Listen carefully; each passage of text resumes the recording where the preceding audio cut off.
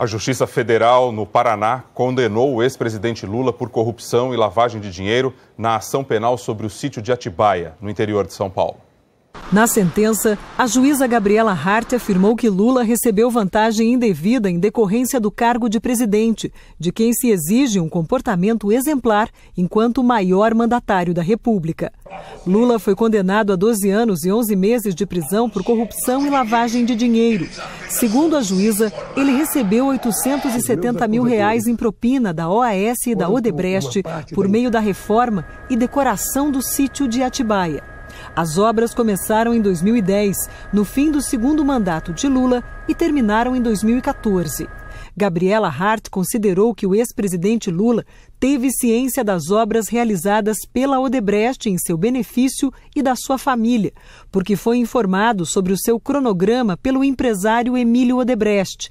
Visitou o sítio quando ainda faltavam alguns acabamentos e notas fiscais referentes à reforma, entregues a seu advogado e amigo Roberto Teixeira, foram encontradas em sua residência. Também afirmou que Lula tinha relação próxima com Léo Pinheiro, ex-presidente da OAS, que tinha ciência do Caixa Geral de Propinas mantido entre a empresa e o Partido dos Trabalhadores e que, portanto, tinha plena ciência da origem ilícita dos recursos utilizados pela OAS na reforma da cozinha do sítio.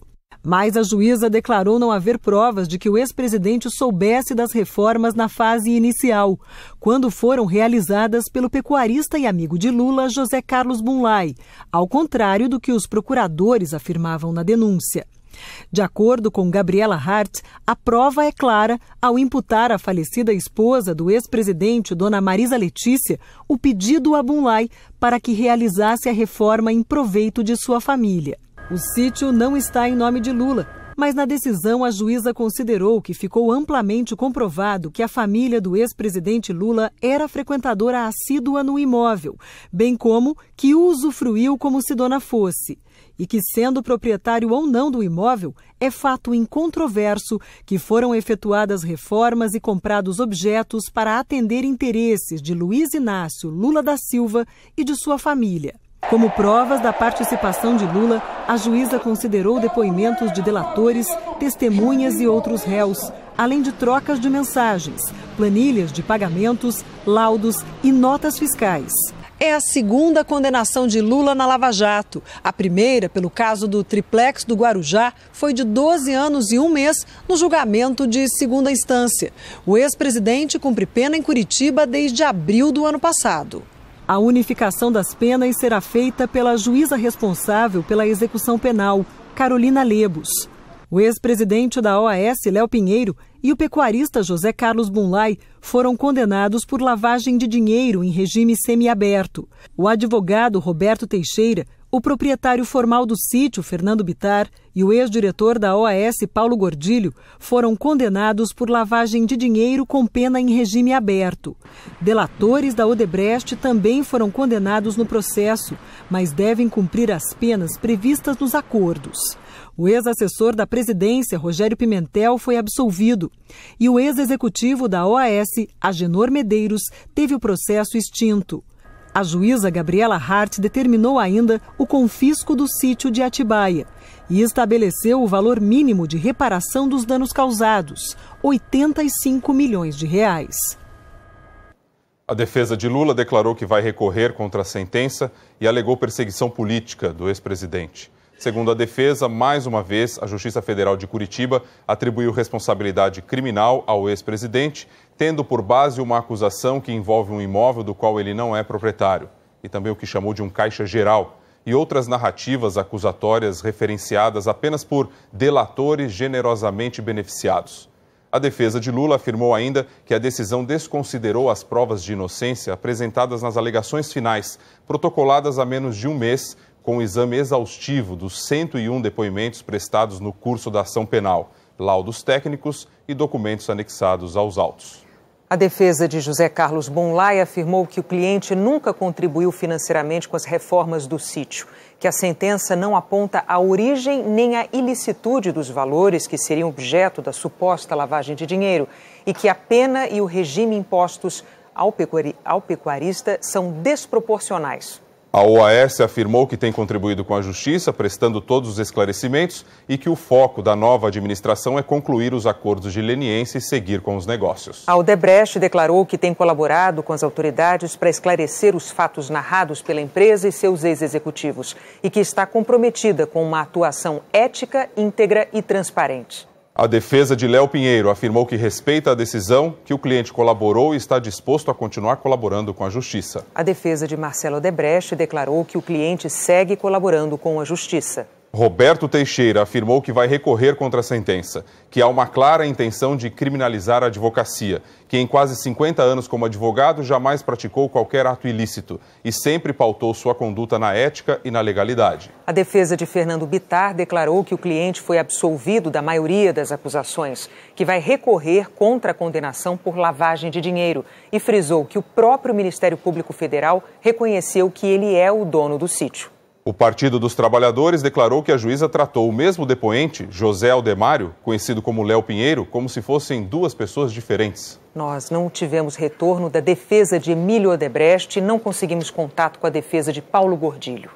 O ministro do Gabinete de Segurança Institucional, Augusto Heleno, delegou hoje ao diretor-geral da ABIN o poder para classificar documentos como ultrasecretos. A decisão se restringe a documentos da própria ABIN e tem como base um decreto assinado pelo vice-presidente Hamilton Mourão, quando estava na função de presidente. Esse decreto ampliou o número de autoridades com poder para estabelecer sigilo em documentos federais. O ministro da Justiça, Sérgio Moro, passou o dia em reunião com parlamentares para defender o pacote anticrime.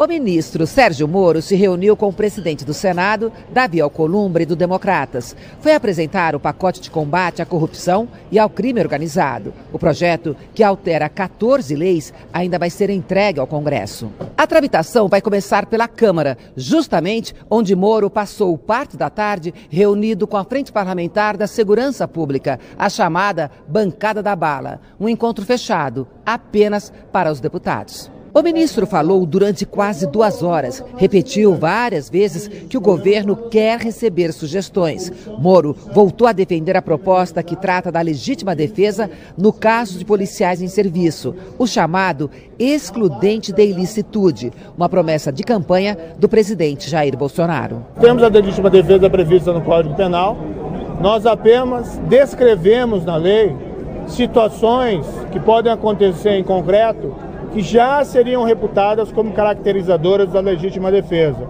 Então lá, um refém numa situação de poder ser assassinada por um criminoso, o policial poder tomar alguma atitude em relação a isso, se as circunstâncias permitirem. Alguns parlamentares cobraram ainda mais diálogo. Vamos ter muitos debates pela frente e muita coisa precisa ser esclarecida para que esta lei venha defender o povo brasileiro contra a violência. O coordenador da Frente Parlamentar de Segurança disse que o projeto foi bem recebido. Ele considera que alguns pontos podem ser aprovados ainda neste semestre. Não veremos ter grandes problemas para a aprovação desses projetos. Então, estou bastante otimista realmente que esse semestre ainda nós vamos conseguir aprovar boa parte do que foi proposto hoje. O presidente Jair Bolsonaro voltou hoje a fazer pequenas caminhadas no hospital onde está internado em São Paulo. 9 dias depois da cirurgia no Hospital Israelita Albert Einstein, em São Paulo, os exames mostraram avanços na recuperação do presidente Jair Bolsonaro. Segundo o boletim médico, o presidente evolui com quadro clínico estável, sem dor ou febre, com melhora dos exames laboratoriais e de imagem. Permanece com sonda nasogástrica, dreno no abdômen e antibióticos. O presidente Jair Bolsonaro continua tomando pequenas quantidades de água e é alimentado por nutrientes injetados com o soro. Hoje ele voltou a sair do quarto, andou 2 vezes pelo corredor. Numa delas precisou parar e se sentar, mas completou a caminhada e pediu para repetir o exercício mais tarde.